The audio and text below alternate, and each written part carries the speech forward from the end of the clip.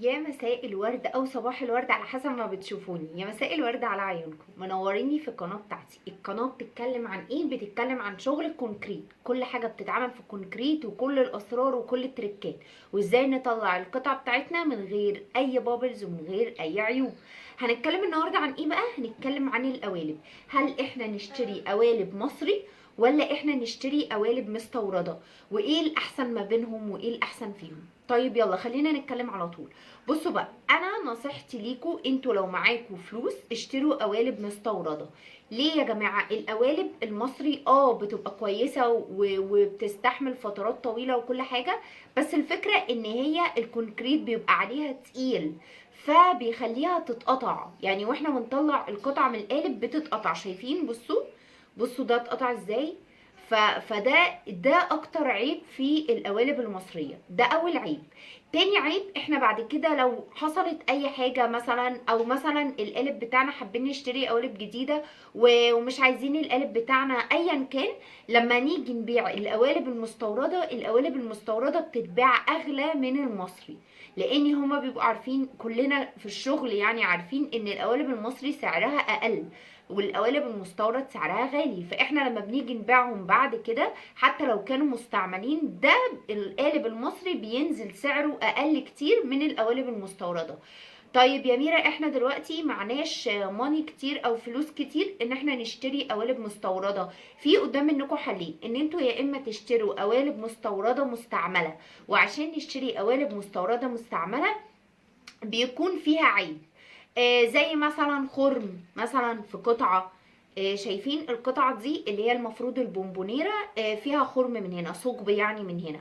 فهل نشتريها ولا لا؟ او ليها حل؟ ليها حل عادي جدا، بصباع الشمع عادي، باسهل طريقه.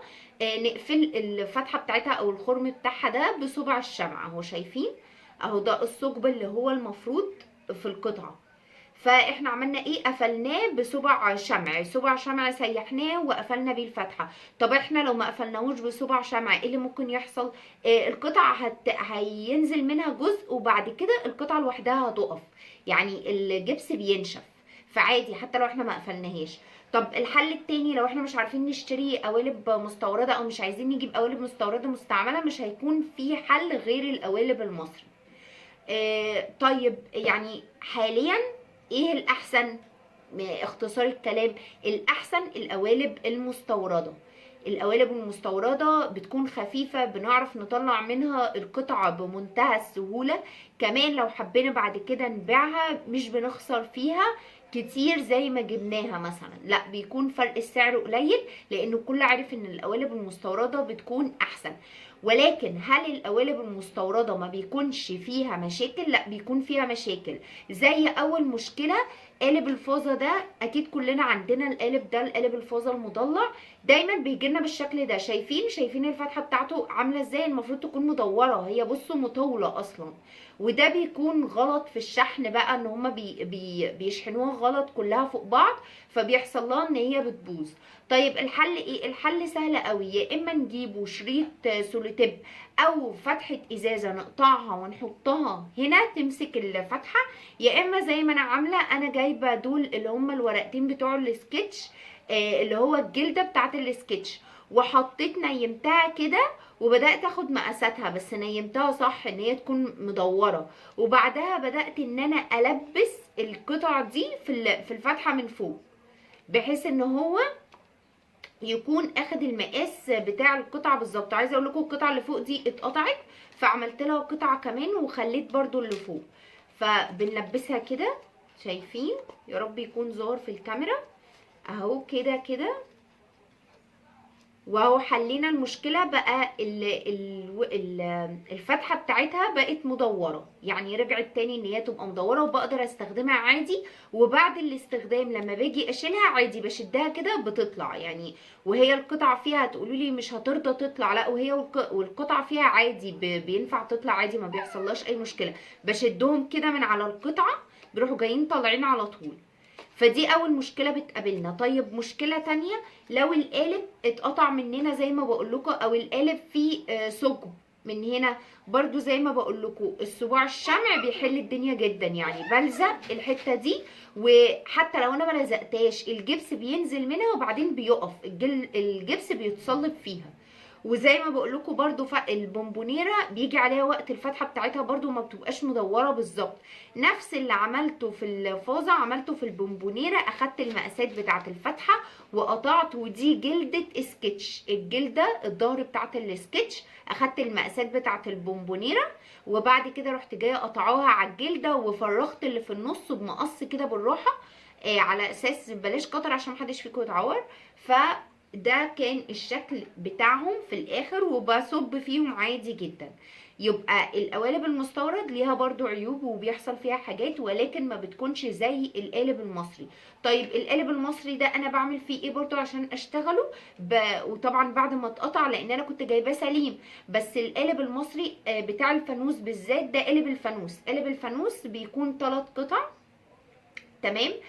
كل قطعة منفصلة عن الأخرى، يعني هو القاعدة بيكون القاعدة والقبة اللي فوق والجسم.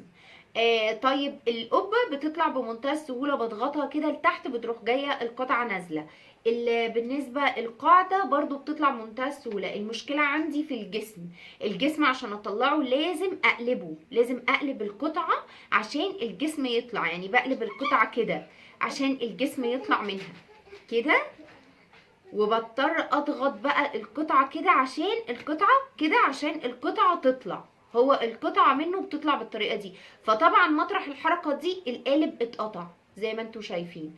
وده مش معناه ان هو شغل القالب وحش، لا، ده معناه ان القوالب المصري مش بتستحمل، لان هي تقيلة تقيلة جدا. فعشان نطلع منها قطعة او نتعامل فيها بتكون تقيلة جدا. طيب انا لما القالب يتقطع مني اعمل ايه؟ صباع الشمع زي ما بقول لكم، وبلزق الفتحة دي اللي فيه بصباع الشمع، ما بينزلش اي حاجة من الجبس، وبشتغل بيه كأنه جديد عادي جدا.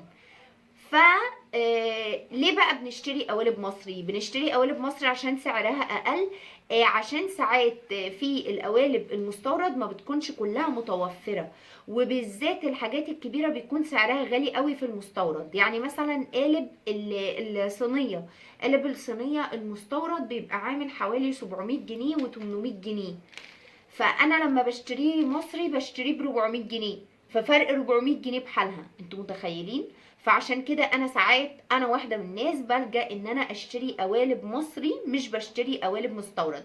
ولكن الحاجات الصغيره الرفيعه الرفايع زي مثلا البونبونيره الفازه، الحاجات دي كلها بشتريها لان سعرها بيكون 200 جنيه 300 جنيه، فبحاول ان انا كل ما بجمع جزء ما بشتريها. فيا رب اكون قدرت افيدكم، وما تنسوش تتابعوا القناه بتاعتي، وان شاء الله هحاول انزل لكم فيديوهات على طول وعن كل التريكات والاسرار، ونورتوني. وما تنسوش تعملوا لايك واشتراك، وشكرا لو وصلتوا لغايه هنا. باي باي.